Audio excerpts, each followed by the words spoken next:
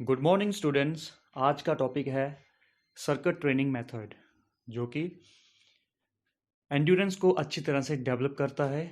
तो शुरू करते हैं। Circuit training method was developed by R.E. Morgan and G.T. Adamson in 1953 at the University of Leeds, England. Circuit training method जो है वो R.E. मॉर्गन और G.T. एडमसन ने बनाया था, डेवलप किया था 1953 में यूनिवर्सिटी ऑफ लीड्स, जो इंग्लैंड में है वहाँ। This type of conditioning involves almost all of the training factors. इस किस्म की जो ट्रेनिंग है, कंडीशनिंग है, इसमें लगभग सभी फैक्टर्स इन्वॉल्व रहते हैं। Circuit training can be designed to develop strength, power, muscular endurance, speed, agility, and neuromuscular coordination, flexibility, and cardiovascular endurance. Circuit training को हम डिज़ाइन कर सकते हैं जो भी चीज़ हमने डेवलप करनी हो।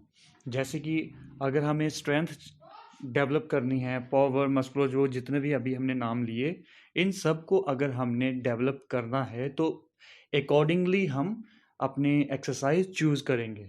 अगर फॉर एग्जांपल अगर हम एंड्योरेंस को डेवलप करना चाहते हैं तो हमारे जितने भी वो एक्सरसाइजेज होंगी वो हम वही चूज़ करेंगे जिससे एंड्योरेंस अच्छी तरह से डेवलप होती है।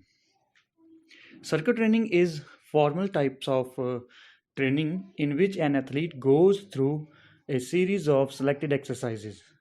सर्किट ट्रेनिंग जो है एक फॉर्मल टाइप की ट्रेनिंग है जिसमें जो एथलीट होगा वो अपनी जो भी एक्सरसाइजेज करेगा एक सीरीज में करेगा, एक सीक्वेंस में करेगा। जैसे कि आप डायग्राम में देख सकते हैं, जो पिक अपलोड की हुई है उसमें पूरा का पूरा क्लियर हो रहा है कि फर्स्ट स्टेशन, सेकंड स्टेशन मतलब कि वो पॉइंट बनाए हुए हैं जिसमें फर्स्ट स्टेशन में कोई अलग से एक्सरसाइजेज होगी, दूसरे नंबर पे कोई और होगी, तीसरे नंबर पे कोई और। इस तरह से एक सर्कल की शेप में ऐसी एक्सरसाइजेज हमें करनी है, तो उसे बोलते हैं कि सर्किट ट्रेनिंग मेथड, जिसमें कि जो भी एथलीट जाएंगे एक सीरीज़ के साथ जाएंगे। जैसे फर्स्ट नंबर की एक्सरसाइज को कंप्लीट करने के बाद वो मूव करेगा सेकंड नंबर पे, देन थर्ड, फोर्थ, फिफ्थ, इस तरह से वो पूरा सर्किट कंप्लीट करेगा।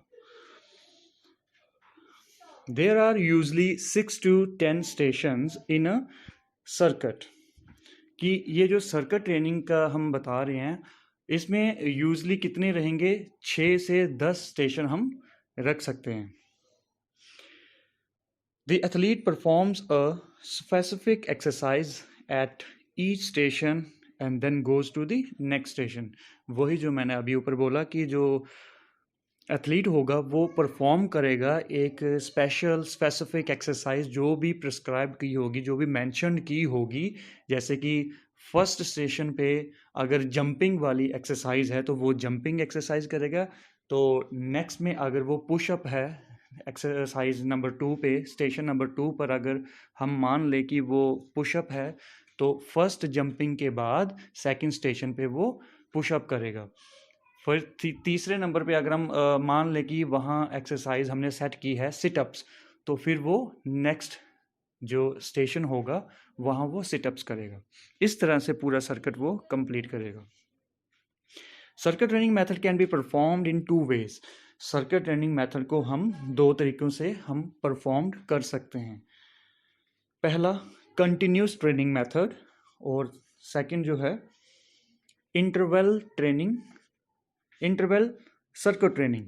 ओके, तो नाम से ही आपको पता चल जाएगा, जैसे कि हमने पीछे कंटिन्यूस ट्रेनिंग मेथड पढ़ लिया हुआ है और इंटरवल ट्रेनिंग मेथड हमने कंप्लीट कर दिया हुआ है, आपको थोड़ा सा आइडिया मिल जाएगा। हाँ, वही आपको जो पीछे पढ़ा हुआ है वही आपको यहाँ भी थोड़ा सा याद करके इसे करना है।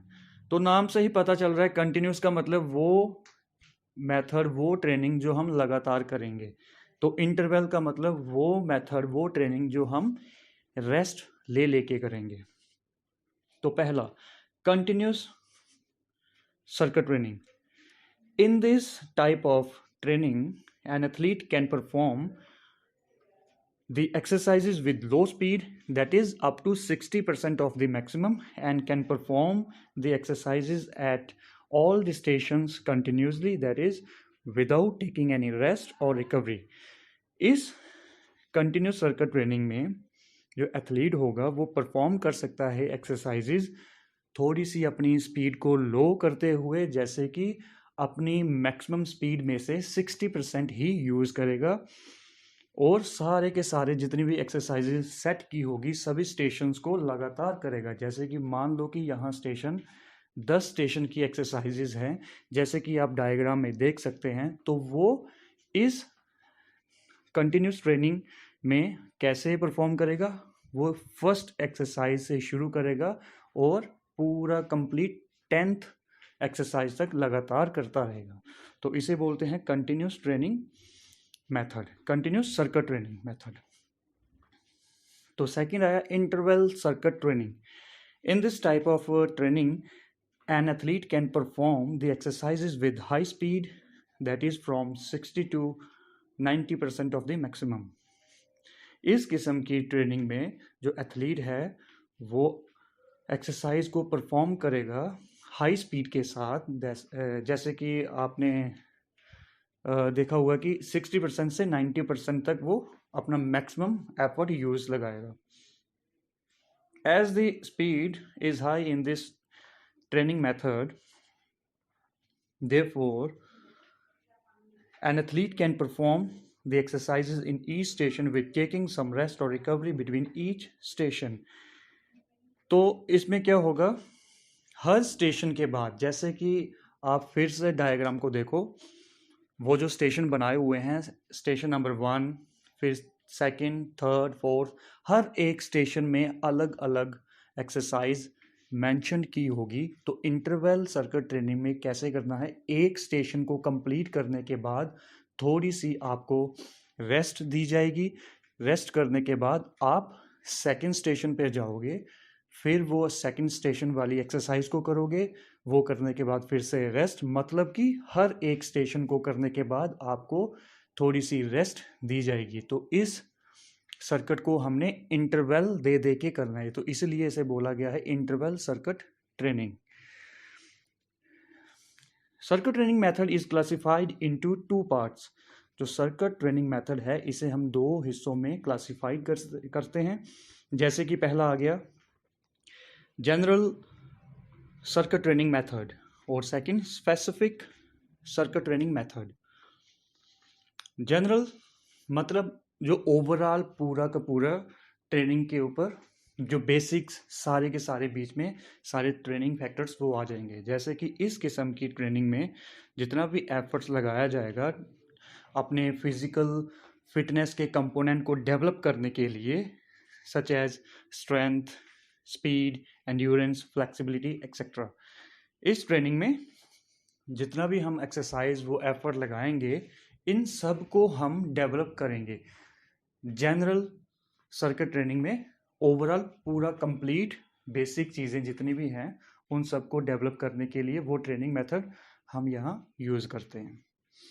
Second, specific circuit training method. Specific का मतलब कोई special, related to particular any sports, जो कि कोई भी एक पर्टिकुलरली एक स्पोर्ट से ताल्लुक़ रखती हो। In this type of training, the exercises are completely done for some special sports or games. इस ट्रेनिंग में जो एक्सरसाइजेज हम परफॉर्म करेंगे वो completely बिल्कुल रिलेट करती होगी कोई पर्टिकुलरली एक गेम के साथ।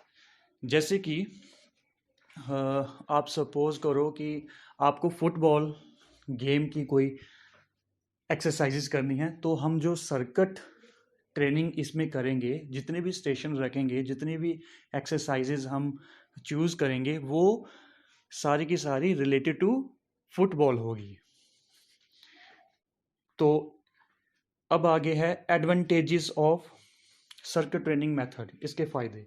Circuit training method can be performed outdoor और इनडोर। पहला जो एडवांटेज है वो ये है सर्किट ट्रेनिंग मेथड को हम आउटडोर भी और इनडोर में भी हम इसे कर सकते हैं, परफॉर्म कर सकते हैं। वहाँ भी हम एक्सरसाइज कर सकते हैं, चाहे कोई बड़ा सा हॉल हो या फिर ग्राउंड में, हम दोनों साइड कर सकते हैं, इनडोर भी और आउटडोर भी। तो सेकंड इसका एडवांटेज है, this method is best for the beginners to develop strength, speed, endurance and coordination ability. Circuit training method बहुत ही बेस्ट ट्रेनिंग मानी जाती है। जो भी कोई एथलीट, कोई प्लेयर गेम्स में शुरुआत करता है, बिगनर्स जो होते हैं उनके लिए इस तरह की ट्रेनिंग बहुत ही बेनिफिशियल मानी जाती है कि वो आसानी से स्ट्रेंथ को, स्पीड को, एंड्योरेंस, फ्लेक्सिबिलिटी, कोऑर्डिनेशन, इन सब को आसानी से डेवलप कर सकता है। Then in this method the training load can be increased or decreased from time to time। इस किस्म की ट्रेनिंग में हम जो भी लोड देते हैं, स्ट्रेस देते हैं, ज़्यादा हार्ड एक्सरसाइज जो हम करते हैं, वो हम इंक्रीज और डिक्रीज कर सकते हैं टाइम के साथ। Then this method is very easy to learn. इस किस्म की ट्रेनिंग जो है बहुत ही आसान होता है और बड़ी इंटरेस्टिंग होती है ये सीखने में।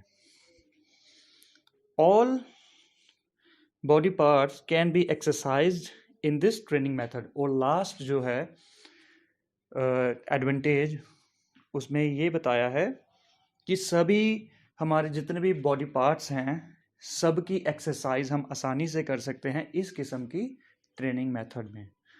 तो थैंक यू, ये था हमारा circuit training method. Thank you very much.